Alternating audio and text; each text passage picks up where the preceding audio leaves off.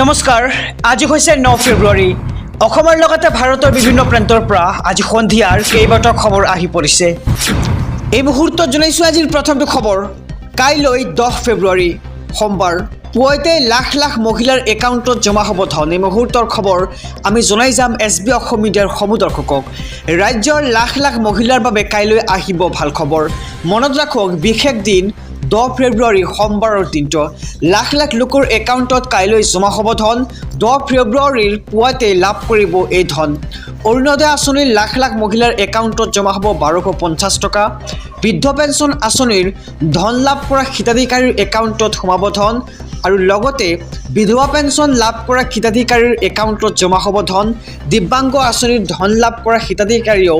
একেদিনাই লাভ কৰিব ধন কিন্তু মনত ৰাখিব 10 তাৰিখ ৰেচন লাভ কৰাৰ অন্তিম দিন 10 তাৰিখৰ আগতে আপুনি সংগ্ৰহ কৰক ৰেচনৰ সামগ্ৰী লাখপতি বাইদেউৰ আঁচনিৰ বাবে আবেদন কৰা মহিলাৰ বাবেও ফেব্ৰুৱাৰী মাহতেই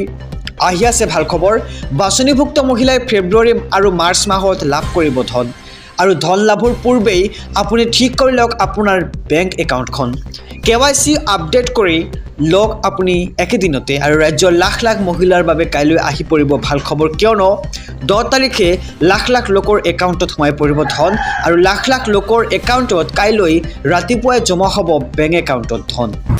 এই মুহূৰ্তত জনাইছোঁ আজিৰ দ্বিতীয় নম্বৰ খবৰটো অহংকাৰেই পতনৰ মূল এই জনমত নৰেন্দ্ৰ মোদীয়ে হেৰুৱাব নোৱাৰে আপক ভাইৰেল কেজৰিৱালৰ এই পুৰণি মন্তব্য এই মুহূৰ্তৰ খবৰ আমি জনাই যাম আমাৰ সমুদৰ্শকক দিল্লীত বেয়াকৈ মুখ থেকেচা খালে আম আদমি পাৰ্টি আৰু কেজৰিৱালে ইয়াৰ পিছত ভাইৰেল হৈ পৰিছে কেজৰিৱালৰ 2023 চনৰ এটা মন্তব্য এই জনমত দিল্লীত নৰেন্দ্ৰ মোদীয়ে পৰাস্ত কৰিব নোৱাৰে কেজৰিৱাল আৰু আপক এনেদৰে মন্তব্য কৰিছিল অৰবিন্দ কেজৰিৱালে আৰু এই জনমত দিল্লীত নৰেন্দ্ৰ মোদীয়ে পৰাস্ত কৰিব নোৱাৰে কেজৰিৱাল আৰু আপক জেলত থাকি নিৰ্বাচনত জয়ী হ'ম বুলি মন্তব্য কৰিছিল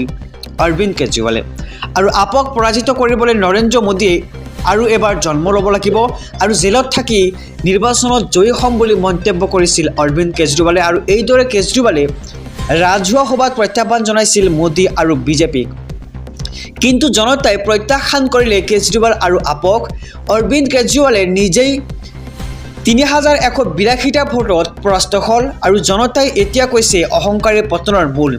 আৰু দিল্লীত বেয়াকৈ মুখ থেকেচা খালে আম আদমি পাৰ্টি আৰু কেজৰিৱালে ইয়াৰ পিছতেই ভাইৰেল হৈ পৰিছে কেজৰিৱালৰ এটা 2023 চনৰ মন্তব্য আৰু মন্তব্য হৈছে যে এই জনমত দিল্লীত নৰেন্দ্ৰ মোদীয়ে পৰাস্ত কৰিব নোৱাৰে কেজৰিৱাল আৰু আপক এই মুহূৰ্তত জনাইছোঁ আজিৰ তৃতীয় নম্বৰ খবৰটো ৰাজনৈতিক প্ৰেক্ষাপটৰ আৰু এটি ডাঙৰ খবৰ নিৰ্বাচনত পৰাজয়ৰ পিছতে অৰবিন্দ কেজৰিৱালৰ প্ৰথমটো প্ৰতিক্ৰিয়া অৰবিন্দ কেজৰিৱালৰ পৰাজয় স্বীকাৰ আৰু বৃহৎ পৰাজয়ৰ পিছতে কেজৰিৱালৰ প্ৰথমটো প্ৰতিক্ৰিয়া জনতাৰ ৰায়ক স্বীকাৰ কৰিলে এইবাৰ অৰবিন্দ কেজৰিৱালে বিজেপিৰ বৃহৎ বিজয়ক শুভেচ্ছা কেজৰিৱালৰ দিল্লী বিধানসভাত শক্তিশালী বিৰোধী স্থিতি ল'বলৈ সাজু হৈছে এতিয়া অৰবিন্দ কেজৰিৱালে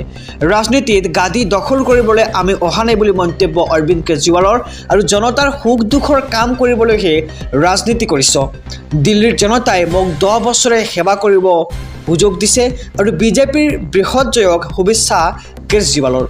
দিল্লী বিধানসভাত শক্তিশালী বিৰোধী স্থিতি ল'বলৈ সাজু হৈছে এতিয়া কেজৰিৱাল আৰু ৰাজনীতিত গাদী দখল কৰিবলৈ আমি অহা নাই বুলি মন্তব্য এতিয়া কেজৰিৱালৰ আৰু জনতাৰ সুখ দুখৰ কাম কৰিবলৈহে ৰাজনীতি কৰিছোঁ বুলি এতিয়া মন্তব্য কৰে কেজৰিৱালে আৰু দিল্লীৰ জনতাই মোক 10 বছৰে সেৱা কৰিবলৈ সুযোগ দিছে বুলি তেওঁ এতিয়া মন্তব্য কৰে এই মুহূৰ্তত জনাইছোঁ আজিৰ চতুৰ্থ নম্বৰ খবৰটো কোনে কোনে পাব PM কিষাণ সন্মান নিধিৰ 19 নম্বৰ কিস্তিৰ ধন শীঘ্ৰে কৰি লওক আপুনি কেইটামান বিশেষ কাম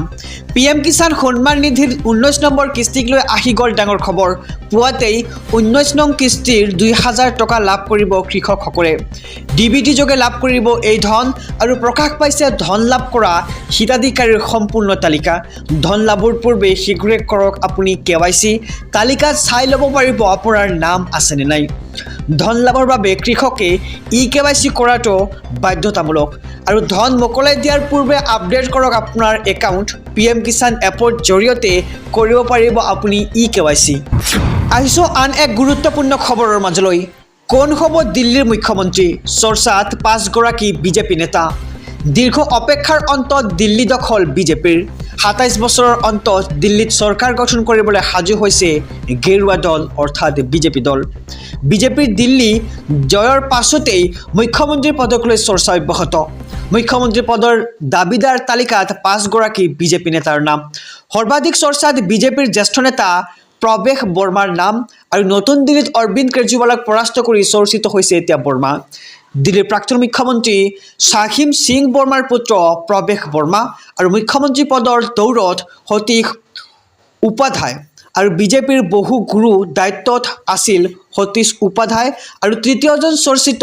নেতা হৈছে আশিষ চুড আৰু মুখ্যমন্ত্ৰীৰ পদৰ চৰ্চাত